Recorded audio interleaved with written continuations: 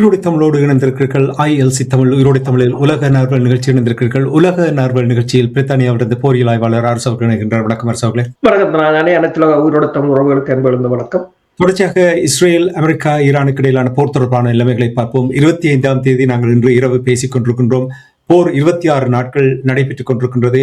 இப்பொழுது மெதுவாக பேச்சுவார்த்தை என்று கொஞ்சம் அதிகமாக பேசுவது போல் தெரிகின்றது. இந்த போரினால் என்னத்தை சாதித்தார்களோ என்று தெரியவில்லை.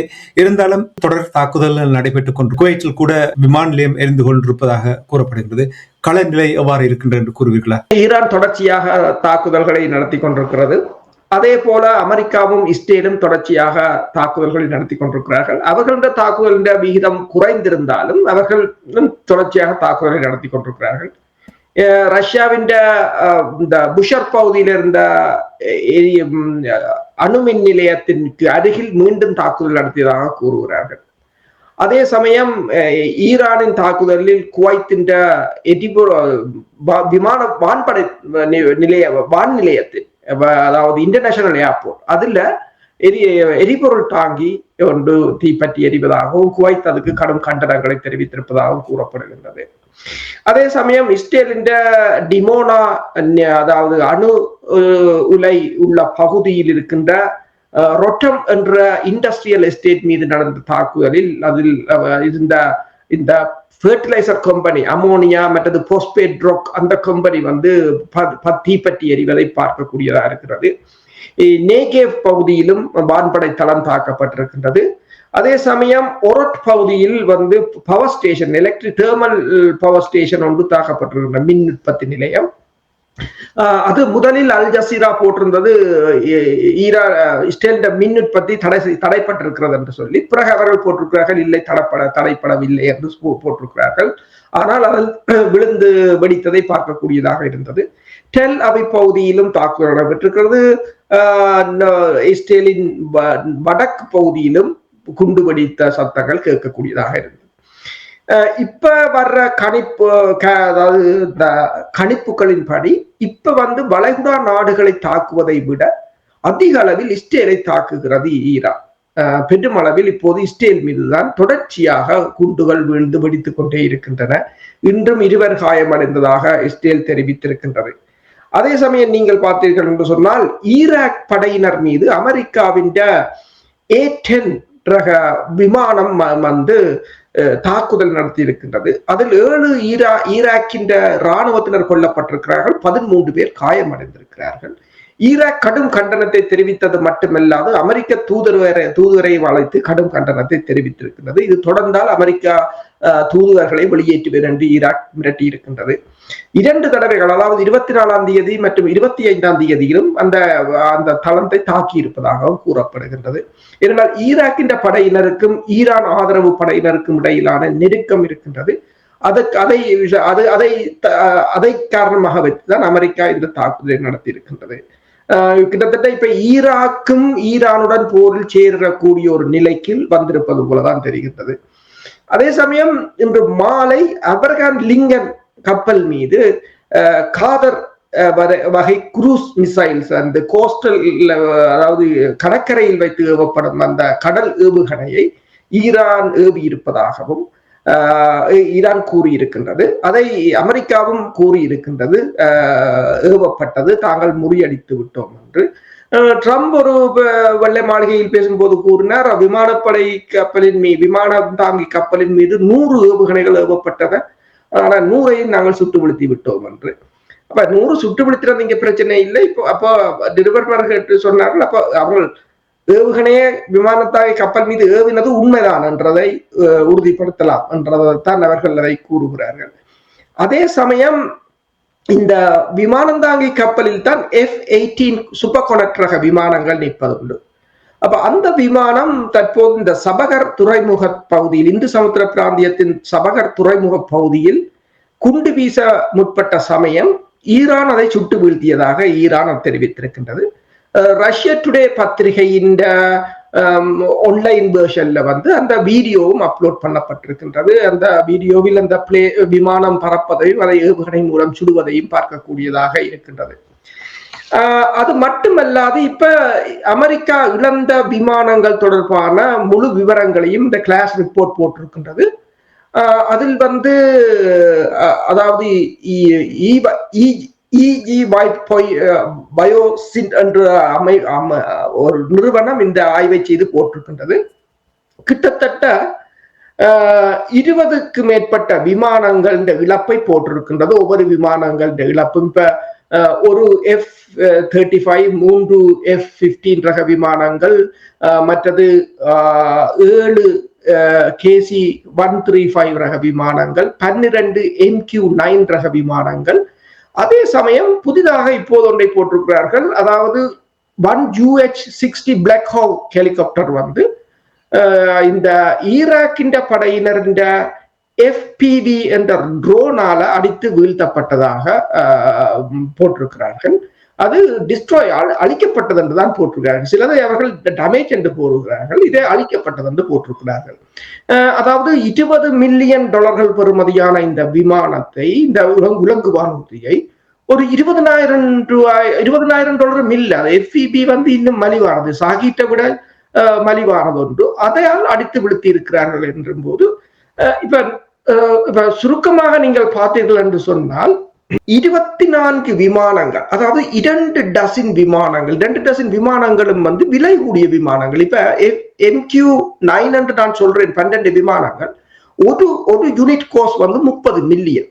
அது ஒரு விமானம் வந்து இந்த ஒரு உலங்கு வானூர்தியை விடவே விலை கூடியது. அப்ப கிட்டத்தட்ட $1 பில்லியன் விமானங்களை இழந்திருப்பதாக போட்டிருக்கிறார்கள். இப்ப அமெரிக்காவுக்கும் ஈரானுக்குமான போரில் வந்து அமெரிக்கா தான் அடிக்கிறது, ஈரான் வாங்குகிறதுன்றது இல்லை. ஆனால் இப்ப இழப்புகளை பார்க்க போனால் ஒரு 4 கிழமைக்கு, இப்ப 4வது கிழமை போய்கொண்டிருக்கும், 3 கிழமைக்கு 2 டசின் விமானங்களை அமெரிக்கா இழந்தது என்பது ஒரு மிகப்பெரிய ஒரு இழப்பு. அது மட்டுமில்லாமல் ஈராக் இந்த போரில் ஈடுபட்டிருக்கின்றது. இப்ப நீங்கள் 2 தடவைகள் தலைப்பு போடும் பொழுது நேர்கள் கொஞ்சம் குழம்பி விட்டார்கள். இது என்ன ஈரானுக்கு பதிலாக ஈராக் என்று போட்டு விட்டார்கள். ஆரம்பத்திலிருந்தே நீங்கள் கூறிக்கொண்டு வந்திருந்தீர்கள், ஈராக்கில் போர் நிறுத்தம் நடந்தது, 24 மணி நேரம் நடந்தது. அது மட்டும் இல்லாமல் 1 மில்லியன் போராளிகள் அந்த படையில் இருக்கிறார்கள் என்று நீங்கள் கூறினீர்கள். நேர்கள் கொஞ்சம் கவனமாக கேட்க வேண்டும் என்றால், லெபனானில் நடக்கின்ற போர், ஈராக்கில் நடக்கின்ற போர், ஈரானில் நடக்கின்ற போர், இனி அரபு நாடுகளில் நடக்கின்ற தாக்குதல் தான். இவையெல்லாம் வரும் பொழுது தலைப்புகள் கொஞ்சம் மாறி மாறி வர கொஞ்சம் அவதானமாக இருக்க வேண்டும் என்று சொல்லிக்கொண்டு போருடைய நிலைமைகள் மாறிக்கொண்டே இருக்கின்றது. நாங்கள் 2-3 தடவைகள் பேசிவிட்டோம். அதாவது இந்த போரை முடிவுக்கு கொண்டு வர வேண்டும் என்று திட்டமிட்டு விட்டார்கள். ஆனால் அதை எப்படி அந்த போரை முடிவுக்கு கொண்டு வருவது, பேச்சுவார்த்தை மேசைக்கு எப்படி வருவது என்பதுதான் ஒரு சிக்கலாக இருக்கின்றது. 2 நாட்களுக்கு முன்னதாக பாகிஸ்தான் கூட இந்த பேச்சுவார்த்தை நடத்துவதற்கு தாங்கள் தளம் கொடுப்பதாக பேசிக் கொண்டிருந்தார்கள். இனி நீங்கள் காலையில் நாங்கள் பேசும் பொழுது அல்லது நேற்று பேசும் பொழுது நீங்கள் கூறினீர்கள், அமெரிக்கா 15 அம்ச நிபந்தனைகளை முன்வைத்திருக்கின்றது. இதே நேரத்தில் இப்பொழுது ஈரான் 5 அம்ச நிபந்தனைகளை முன்வைத்திருக்கிறார்கள் என்றால், அப்படி என்றால் பேச்சுவார்த்தைக்கு மேசைக்கு வருவதற்கு தயாராக இருக்கின்றது போல் தெரிகின்றது. முதலில் எங்களுடைய உறவுகளுக்கு இந்த 15 அம்ச கோரிக்கைகள் சுருக்கமாக கூறுங்கள் என்ன என்று, அதே போல் ஈரானுடைய 5 அம்ச கோரிக்கைகள் என்ன என்றதையும் கூறுங்கள். அதாவது 15 அம்ச திட்டம் என்றதுல முதலாவது அவர்கள் போட்டிருக்கிறார்கள், ஈரான் மீதான அனைத்து தடைகளையும் நீக்குவதாக. மற்றது அமெரிக்காவின் உதவியுடன் மின்சாரத்துக்கான அணுசக்தி திட்டத்தை தாங்கள் செய்து தருவதாகவும், அந்த தடைகளுக்கான அதாவது அச்சுறுத்தல்களை முழுமையாக நீக்குவதாகவும், ஈரான் அந்த தந்த அணு திட்டத்தை ஃப்ரீஸ் பண்ண வேண்டும், நிறுத்த வேண்டும் என்று சொல்லியும், உக்ரைன் அந்த யுரேனியம் என்ரிச் பண்ண யுரேனியத்தை பார்க்க விட வேண்டும், அதாவது அதை கண்காணிக்க விட வேண்டும் என்றும், மிசைல் அதாவது ஏவுகணை புரோகிராமை வந்து கொஞ்சம் மட்டுப்படுத்த வேண்டும், அதை எவ்வளவு வந்து போடவில்லை, ரேஞ்சையும் அதன் குவான்டிட்டியையும் அதாவது அளவையும் அதன் தூர வீச்சையும் மட்டுப்படுத்த வேண்டும் என்று சொல்லியும், அதாவது மக்களுக்கு பயன்படுத்துகிற நியூக்ளியர் எனர்ஜியை வந்து மட்டுப்படுத்த வேண்டும் என்று சொல்லியும், அந்த நியூக்ளியர் மேலதிகமாக டெவலப் பண்றதை நிறுத்த வேண்டும் என்று சொல்லியும், யுரேனியத்தை மேலும் சுத்திகரிக்க கூடாது என்று சொல்லியும், வெப்பன் அதாவது ஆயுதங்களை தயாரிக்கிற தரமுள்ள யுரேனியங்களை செய்யக்கூடாது என்று சொல்லியும், இந்த முழுக்க முழுக்க இந்த யுரேனியம் பற்றி தான் எழுதி இருக்கிறார்கள். அதே போல இந்த என்ரிச் பண்ண யுரேனியத்தை வந்து IAEA என்ற ஐக்கிய நாடுகள் சபையின் அமைப்பு பார்வையிட வேண்டும் என்று சொல்லியும், இந்த நட்டான்ஸ், இஸ்பஹான் மற்றும் ஃபேடோ பகுதியில் இருக்கின்றவற்றை முழுக்க அழிக்க வேண்டும் என்று சொல்லியும், அனைத்துலக கண்காணிப்பாளர்களை அனுமதிக்க வேண்டும் என்று சொல்லியும், மற்றது அந்த அணு கட்டுப்பாட்டுகளுக்கு படிப்படியாக இணங்கி வர வேண்டும் என்று சொல்லியும், மற்றது இந்த ரீஜனல், அதாவது பிராந்திய ஒத்துழைப்பு, பிராந்தியத்தில் ஒரு எல்லா நாடுகளுடனுமான ஒரு ஒத்துழைப்பை பேண வேண்டும். இவ்வளவுதான் போட்டிருக்கிறார்கள். ஈரான் போட்டிருக்கிறது என்னென்று சொன்னால், அதாவது இந்த தாக்குதல்கள் முழுமையாக நிறுத்தப்பட வேண்டும். அது அதாவது ஹிஸ்புல்லாக்கள் மீதான தாக்குதல் கூட நிறுத்தப்பட வேண்டும். அமெரிக்காவின் தளங்கள் அகற்றப்பட வேண்டும். ஈரானுக்கு ஏற்பட்ட சேதங்களுக்கான இழப்பீடுகள் தர வேண்டும். முழுமையாக அந்த பிராந்தியத்தில் இருக்கின்ற போர் அப்படியே எல்லாம் நிறுத்தப்பட வேண்டும். ஹோர்முஸ் ஜலசந்தியின் ஈரான் தான் அதனை பராமரிக்கும் என்ற அதிகாரம் ஈரானுக்கு வழங்கப்பட வேண்டும். அதுக்கு அவர்கள் அதாவது நிதி வசூலிப்பதையும் போட்டிருக்கிறார்கள். அதாவது இந்த ஈரானுக்கு நாடு கடத்தல், அதாவது ஈரானுக்கு எதிராக செயற்படுபவர்களை நாடு கடத்துவதற்கான ஒப்பந்தங்களை மேற்கொள்ள வேண்டும்.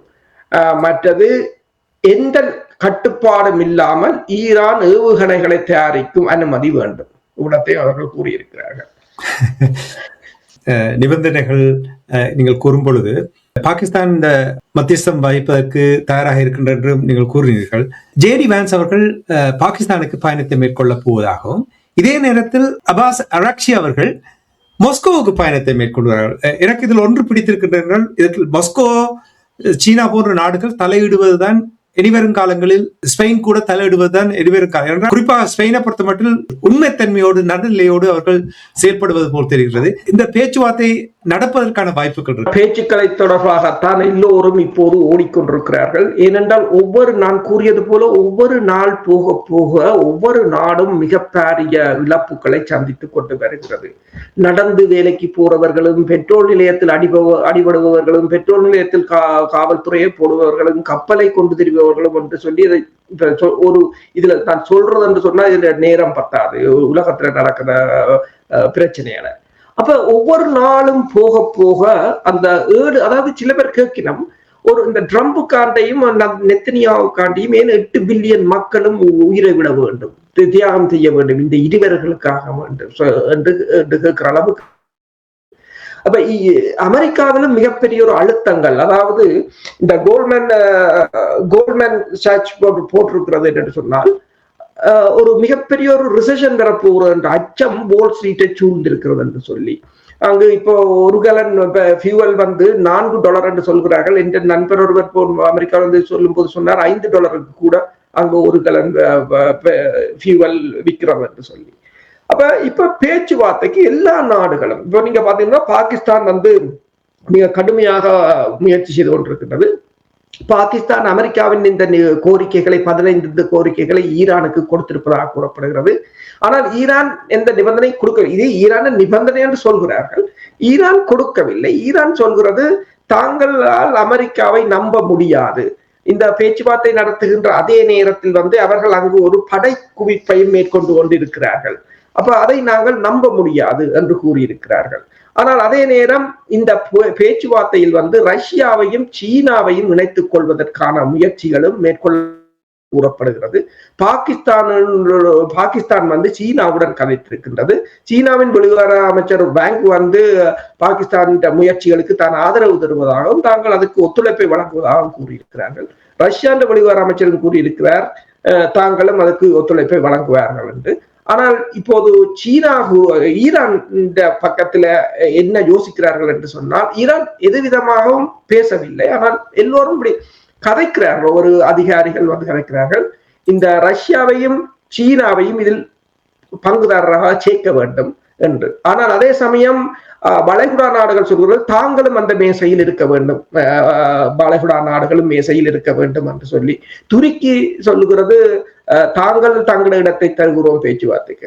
இஸ்லாமாபாத் சொல்லுறது இல்லை நீங்கள் எங்கட இடத்தில் வந்து பேசுகிறேன் என்றால் இப்ப எண்ணெய் கப்பல்களை கொண்டு வரணும். அங்க 3000 ஒரு எண்ணெய் கப்பல் நிக்கிறது. ஒவ்வொரு எண்ணெய் கப்பல் இன்றைக்கு ஒவ்வொரு எண்ணெய் கப்பலும் அங்க வர முடியாது என்று சொல்லிக்க இங்க ஒவ்வொரு நாடும் விழுந்து கொண்டிருக்கிறது. பெட்ரோல் இல்ல, எண்ணெய் இல்ல, மூடுவரும் வேலையை மூடுவரும், வீட்டிலிருந்து வேலை செய்பவரும் வேலைக்கு வர விடுவரும் என்று சொல்லி பொருளாதாரம் கடுமையாக சீரழிஞ்சு கொண்டு போற ஒரு நிலையாக இருக்கிறது. அதே போல வளைகுடா நாடுகளும் ஒவ்வொரு நிமிடமும் மில்லியன் கணக்கான டாலர்களை இழந்து கொண்டிருக்கிறார்கள். அப்ப இப்பயும் பாத்தீங்கன்னு சொன்னால் கட்டார் இன்னொரு விமானத்தை ஸ்பெயினுக்கு கொண்டு ஏற்கனவே 20 விமானத்தை கொண்டு போட்டார்கள். இப்போது இன்னொரு விமானத்தையும் கொண்டு போயிருக்கிறது. அப்ப இப்ப அதுக்கு பாத்தீங்கன்னா சொன்னால் இந்த ப்ளூம்பர்க் ஒரு தகவலை வெளியிட்டு இருக்கின்றது. அப்ப இந்த கலவரத்துல ஈரான் அதிபர் வந்து ஷி ஜின்பிங் அவர் என்ன சொல்கிறார் என்று ப்ளூம்பர்க் போட்டிருக்கிறார். அவர் தொலைக்காட்சி சொல்லும் போது அவர் ஒரு பழமொழியை சொன்னாராம். என்னென்று சொன்னால், never interrupt your enemy when he is making a mistake என்று. அப்படி சொல்லிவிட்டு அவர், அதாவது உண்ட எதிரி பிழைவிடும் போது ஒரு நாளும் அதுக்குள்ள நீ குறுக்கிடாத, எனவே நாங்கள் அமைதியாக இருக்கிறோம் என்று அவர் சொன்னதாக ப்ளூம்பர்க் போட்டிருக்கிறது. நீங்கள் ரஷ்யா சீனா பேச்சுவார்த்தையில் ஈடுபட வேண்டும் என்று நீங்கள் கூறுவதை கேட்கும் பொழுது மகிழ்ச்சியாக இருந்தென்றால், நீங்களும் நானும் உரையாடும் பொழுது 2-3 நாட்களுக்கு முன்னதாக கூறினோம், அமெரிக்காவை நம்ப முடியாது, ஐரோப்பிய நாடுகளை நம்ப முடியாது. இப்ப பாருங்கள், ஐநாவே உருவாக்கி போட்டு அந்த 5 நாடுகளும் வைத்து ஆட்டம் காட்டிக் கொண்டிருக்கிறார்கள். வீட்டோ அதிகாரத்தை வைத்துக் கொண்டு ஒன்றுமே செய்ய முடியாது. அப்ப இவர்களோடு மீண்டும் பேச்சுவார்த்தைக்கு போய் என்ன நடத்த ஒன்றுமே செய்ய முடியாது. அப்ப மற்றவர்களையும் இங்கே கொண்டு வந்தால்தான் ஏதோ ஒரு ஆக்கப்பூர்வமான முடிவுக்கு வரக்கூடியதாக இருக்கும் என்று கூறிக்கொண்டு, இப்ப நீங்கள் ஹார்முஸ் நீரிணை தொடர்பாக சொல்லும் பொழுது கட்டணம் செலுத்தி வர வேண்டும் என்பது 5 அம்ச கோரிக்கையில் அது உள்ளடக்கி இருக்கின்றன. பாகிஸ்தானுக்கு இன்று ஒரு பெரிய எதிர்பாராத ஒரு சம்பவம் நடந்திருக்கிறது. அதாவது கட்டணம் செலுத்தாமல் கப்பல் சென்றதை இந்த கப்பலை திருப்பி அனுப்பி விட்டார்களாமே. இதுதான் முதல் தடவையாக நான் இப்படி கேட்டிருக்கிறேன். அது சம்பவத்தினுடைய விடயங்களையும் கூறுங்கள். உண்மைதான். என்னென்று சொன்னால், இப்ப ஒரு தகவல்களின் அடிப்படையில் 3200 கப்பல்கள் அங்கு இருக்கின்றன என்று சொல்லி இருக்கிறார்கள், 40,000 பேர். இன்னொரு தகவலின் அடிப்படையில் 2000 கப்பல்கள் என்று கூறுகிறார்கள். இது எப்படியோ ஆயிரக்கணக்கான கப்பல்கள் அங்கு இருக்கின்றன. அதில் சிலர் இப்ப இந்தியாவின் 2 கப்பல்கள் பணத்தை செலுத்தி வந்ததாக கூறப்படுகிறது. தாய்லாந்தின் ஒரு கப்பலும் பணத்தை செலுத்தி வந்திருப்பதாக கூறப்படுகின்றது. பாகிஸ்தான் ஒரு சரக்கு கப்பல் வந்து இன்று வந்து பணத்தை செலுத்தாமல் அவர்கள், ஏனென்று சொன்னால் அவர்கள் இப்போது பேச்சுவார்த்தையில் எல்லாம் இருக்கிறார்கள், அதை உதவி செய்கிறார்கள் என்ற எண்ணம் தெரியவில்லை, வந்திருக்கிறார்கள். அவர்கள் திருப்பி அனுப்பிவிட்டதாக கூறப்படுகிறது. அப்ப அதை இந்த அனைத்துலக ஊடகங்கள் போட்டிருக்கின்றன. அவ்வாறு அதை போடுவது என்பது, இப்ப பார்த்தீர்கள் என்று சொன்னால், அவ்வாறு போடுவது என்பது அவர்கள், அதாவது ஈரான் வந்து இந்த ஹார்முஸ் நீரிணையில் வந்து தனது பிடியை இறுக்கமாக வைத்திருப்பதை, திடமாக கொண்டிருக்கிறது என்பதை தெளிவாக காட்டுகின்றது. அதே நேரம் இப்போது இந்த அமெரிக்காண்ட தரை நடவடிக்கை ஆரம்பமாகுமாக இருந்தால் இந்த செங்கடலையும் மூடுவதற்கான அடுத்த முயற்சிகள் இப்போது இடம்பெற்று வருவதாக கூறப்படுகின்றது. அதாவது டோட்டல் கொலாப்ஸ் என்று கூறுவது. செங்கடலும் மூடப்பட்டால் அதுக்கு பிறகு உலகம் மூச்சு விட முடியாத நிலை. ஏனென்றால் ஒவ்வொரு நாட்டிலும் கலவரம் தான் ஏற்படும். இப்ப இந்தியாவில போட்டிருக்கிறார்கள், அந்த பெட்ரோல் நிலையத்தில் காவல்துறையினரை போட்டும் அதில் சண்டை பிடிக்கிறார்கள் பெட்ரோலுக்கு. அதை இந்த அனைத்துலக ஊடகத்தில் போட்டிருக்கிறார்கள். 10 நிமிஷத்துக்குள்ளேயே எத்தனை ஆயிரம் பேர் அதை பார்த்திருக்கிறார்கள். அவ்வாறான ஒரு நிகழ்வு. இன்னொரு வீடியோவை பார்த்தால் பிலிப்பைன்ஸில் எல்லோரும் நடந்து போகிறார்கள், எங்கே வேலைக்கு போய் கொண்டிருக்கிறார்கள் என்று போகிறோம். பெரும்பாலான நம்ம ஏதோ திருவிழாக்கு போற மாதிரி போகிறார்கள். ஆனால் பிலிப்பைன்ஸ்ல அமெரிக்காவோட மிகப்பெரிய தளம் இருக்குது. அண்மையில் கூட பிலிப்பைன்ஸ் வந்து சீனாவோட அடிபட போறாங்களாம் என்று சொல்லி இந்தியாட்ட இருந்து பிரம்மோஸ் ஏவுகணையை வாங்கின. அந்த பிரம்மோஸ் ஏவுகணையை வாங்கின நேரத்துக்கு 2 எண்ணெய் தாங்கிய கட்டி இருந்தாலும் பிரயோசனமா இருக்கு. ஏனென்றால் இந்த ஈரானோட சண்டை பிடிக்க இல்லாம அமெரிக்கா இந்த பாடுபடுது. அப்ப உங்களுக்கு ஒன்று தெரியணும், இந்த காசு அவங்க சும்மா உங்களுக்கு ஆயுதங்களை விற்கிறதுக்கு சீனா அடிக்க போறான், வடகொரியா அடிக்க போறான்னு அவங்க ஆயத்தை விற்கிறாங்க. நீங்கள் அதை வாங்கி போட்டு ஒரு எண்ணெய் குதமும் இல்லை, சேகரிப்பும் இல்லை, எதிர்காலத்தை பற்றிய சிந்தனையும் இல்லை என்று சொன்னால் இப்ப அங்க நடந்து போற நிலையாக இருக்கின்றது. இப்படித்தான் ஏராளமான நாடுகள் நாங்கள் இதுல உரிப்பட்டதை பார்த்து கொண்டு போகல. இப்ப ஆஸ்திரேலியாவில எல்லாம் 90 எரிபொருள் நிலையங்கள் மூடப்பட்டு விட்டன. இன்னொரு நாடு நினைக்கிறேன் வியட்நாம் 20 நாளைக்குத்தான் இருக்கிறது இன்னும் டீசலும் பெட்ரோலும். பல நாடுகளில் இப்போ இத்தாலியின் பிரதமர் மெலோனி இப்ப எங்க போறான்னு சொன்னால் அல்ஜீரியாவில போய் இறங்கி நிற்கிறார். என்னன்னு சொன்னால் அங்க எரிவாயு இப்ப இவங்க கொடுக்க மாட்டேன்ட்டாங்க. இப்ப துருக்கி வந்து இங்க ஈரான்கிட்ட இருந்து வாங்கி இந்த ஐரோப்பிய நாடுகளுக்கு வித்து கொஞ்சம் காசை பார்த்து கொண்டு வந்தது. இவர்கள் அடிச்ச கையோட துருக்கி நிப்பாட்டி விட்டாங்க. ஏன்னா தெரிந்த எங்க வாங்குறாங்க. அப்ப முடிஞ்சது. இப்ப ஐரோப்பிய ஒன்றியத்திற்கு பிரச்சனை ஒன்றோன்னு இப்ப கட்டார் சொல்லிட்டு இத்தாலிக்கு நாங்கள் கேஸ் அனுப்ப மாட்டோம். அப்ப கேஸ் இல்லைன்றோன்னா இப்ப போய் அல்ஜீரியாவில் இறங்கினீங்க. அல்ஜீரியா ஆட்சியாளன்னு சொன்னால் ரஷ்யாட்ட இருக்கிறது 5ஆம் தலைமுறை விமானம் வந்து SU-57. அந்த 57 இந்தியாவுக்கு கொடுக்கறத இன்னும் கொடுக்க, ஆனால் அல்ஜீரியாவுக்கு கொடுத்துருக்கு ரஷ்யா. அல்ஜீரியாவும் ரஷ்யாவும் நல்ல ஒரு நெருங்கிய நண்பர்கள். அதாவது இப்ப ரஷ்யா கேஸில் அவ்வளவு அல்ஜீரியாக்கள் தான் இருக்கும். இப்ப கடைசியா அங்க போய் இறங்கி நிற்கிறார். இப்ப ஐரோப்பிய ஒன்றியம் கூறுகிறது தாங்கள் இந்த ரஷ்யாவின் முழுமையாக எரிபொருள் வாங்குவதை நிறுத்துவதாக இருந்தது இந்த மாதத்துடன் அதை அடுத்த வருஷம் வரையும் ஒத்திவைக்க தாங்கள் யோசித்திருப்பதாக கூறப்படுகிறது. அந்த நேரத்தில் உக்ரைன் வந்து ரஷ்யாண்ட எரிபொருள் நிலையங்களை அடித்து ரஷ்யாண்ட எண்ணெய் குதங்களை தாக்கி இருக்கிறது. அப்போ ஒட்டு மொத்தமாக உலகம் கொலாப்ஸ் என்றால் அவுட் ஆஃப் கண்ட்ரோல் என்று சொல்றோம். யாருக்கும் கட்டுப்பாடு இல்லை. அதாவது ஒரு என்னன்னு சொல்றது, இதைத்தான் பீட்டர் சாக்ஸ் கூறியிருந்தார், பேராசிரியர். ஒரு 2 பைத்தியங்கள், அவர் அப்படித்தான் கூறியிருந்தார், 2 மனநிலை சரியில்லாதவர்கள். ஆனால் ஏனையவர்கள் கூட அதை பார்த்து கொண்டிருக்கிறார்கள், அதை கேட்பார் இல்லை. சரி, போரை நிறுத்துவோம், உக்ரைன் போரை நிறுத்தலாம் என்று சொன்னால் அது ஆக நீங்கள் சொன்னது போல ஸ்பெயின் அதிபர், ஸ்பெயின் பிரதமர் அவர்தான் அவரும் மற்றது ஹங்கேரியின் அதிபரும் அவர்கள் இருவரும் கதைக்கும் போது ஒரு ரியாலிட்டியாக கதைக்கிறார்கள். ஸ்பெயின் அதிபர் கூறியிருக்கிறார், இவ்வளவு அழிவையும் செய்தீங்கள் ஈரான்ல, என்னத்தை அச்சீவ் பண்ணீங்க? அவர்கிட்ட முதலாவது கேள்வி. 2வது கேள்வி, 1 மாதம் செய்த போர்ல உங்களோட அவுட்புட் என்ன, உங்களோட முடிவு என்ன வந்தது என்று கேட்டிருக்கேன். அவங்க 40 வருஷமாக போருக்கு தயாராகினவங்களோட என்னென்று நீங்கள் அடிபட போனீங்க, அது அடுத்தது கேட்டிருக்காங்க. 3வது அவர் கேட்டிருக்கிறார், காசாவை மாறி லெபனான ஆக்க போகிறார்கள், நீங்கள் இன்னும் பார்த்து கொண்டிருக்கிறீங்களோ? இவ்வளத்தையும் அவர் கேட்டிருக்கிறார். அவர் சொல்லி தனக்கும் உதவுக்கும் சம்பந்தம் இல்லை, தன் நாட்டிலிருந்து நீங்க போய் அடிக்கவும் வேண்டாம், தான் ஈரான் மக்களோட தோளோடு தோளாக நிற்கிறேன் என்று சொல்லி பாராட்டலாம். அவருடைய அந்த துணிச்சலான கருத்துக்களுக்கும் அவருடைய நடவடிக்கைகளையும் பாராட்ட. அவ்வாறான மனிதர்கள் தான் தேவை. இப்ப நீங்கள் கூறியது போல் கட்டுப்பாடு இல்லாமல் உலகம் இயங்கிக் கொண்டிருக்கின்ற இந்த நாடுகள் எல்லாம் இயங்கிக் கொண்டிருக்கிறது. குறிப்பாக சில நாட்களுக்கு முன்னதாக நாங்கள் உரையாடி இருந்தோம், சர்வதேச சட்டங்களை அந்த ஃப்ரேம்வொர்க்குகள் வெளியில் எல்லோரும் போய்விட்டார்கள்.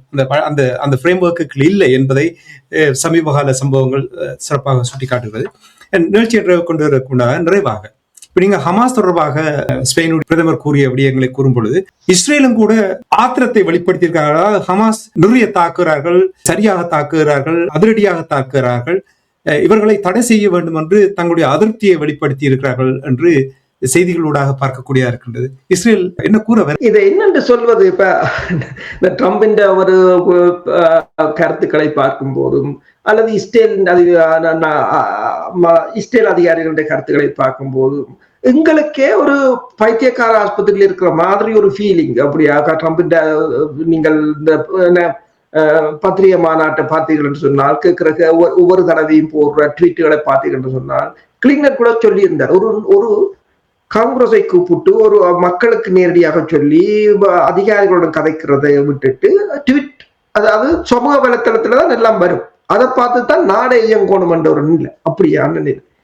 இப்ப பாத்தீங்கன்னு சொன்னால் இஸ்ரேலின் வெளிவார அமைச்சர் ஜிடோன் சார் என்ற அவர் ஐக்கிய நாடுகள் சபையின் பாதுகாப்பு சபைக்கு கூறியிருக்கிறார், ஹிஸ்புல்லாக்கள் கடுமையாக தாக்குகிறார்கள் எங்களை, அவர்களை நீங்கள் பயங்கரவாதிகளாக பிரகடனப்படுத்த வேண்டும், மற்றது அவர்களுடைய தாக்குதலை கண்டிக்க வேண்டும், இந்த மார்ச் 2ஆம் தேதிக்கு பிறகு அவர்கள் ஈரானுடன் இணைந்து ஈரானுக்கு ஆதரவாக தங்கள் மீது 3500 ஏவுகணைகள் மற்றும் ஆளில்லாத தாக்குதல் விமானங்களை ஏவி இருக்கிறார்கள். கொத்து குண்டுகளையும் அவர்கள் எங்கள் மீது வீசி இருக்கிறார்கள். எனவே நீங்கள் பயங்கரவாதிகளாக அவர்களை பட்டியல்படுத்த வேண்டும்.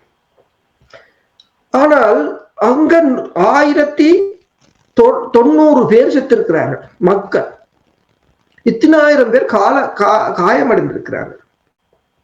சும்மா அந்த கட்டிடத்தை எல்லாம் தாக்கி இருக்கிறார்கள். ஐக்கிய நாடுகள் சபையின் அலுவலகத்துக்கும் பீரங்கி குண்டால அடிச்சிருக்கிறார்கள். பத்திரிகையாளர்கள் எல்லாம் உங்களுக்கு தெரியும், ரஷ்ய டுடே பத்திரிகையாளர் அவர் கொடுத்து கொண்டிருக்கிறார். அவருக்கு பின்னால குண்டை வீசுறாங்க. ரஷ்யா இஸ்ரேலின் தூதுவரை கூப்பிட்டு உடனடியாக கண்டித்தது. உடனடியாக மாஸ்கோவில் அழைத்து சொல்லி கண்டிக்க ரஷ்யா சொன்னது, நீங்கள் வேண்டும் என்றுதான் அடிச்சினீங்கள். அது தவறுதல், ஆக்சிடென்ட் இல்லை என்று ரஷ்யா ஏற்க மறுத்துட்டு, ஆக்சிடென்ட் அவர் சொன்னதே ரஷ்யா ஏற்கவில்லை. அப்ப இல்ல, அவர் பிரசன்ட் எல்லாம் போட்டுத்தான் நிற்கிறார். அப்ப முழுக்க செய்கிறது நீங்கள். ஆனா இப்ப ஒரு பிரச்சனை தான் என்னன்னு சொன்னால், இப்ப இவர்களிடம் ஏவுகணைகள் எல்லாம் தீர்ந்து விட்டன. தடுக்க முடியாத ஒரு நிலைமை. அடுத்ததாக ஈரான் ஏவுகணைகளுடன் இணைந்துதான் ஹிஸ்புல்லாக்களும் ஏவுகணைகளை ஏவுகிறார்கள். ஹிஸ்புல்லாக்கள் தலைவர்களையும் இப்போ கொல்ல முடியாத நிலைமை. அவர்களும் இப்போதைக்கு இவர்களுடைய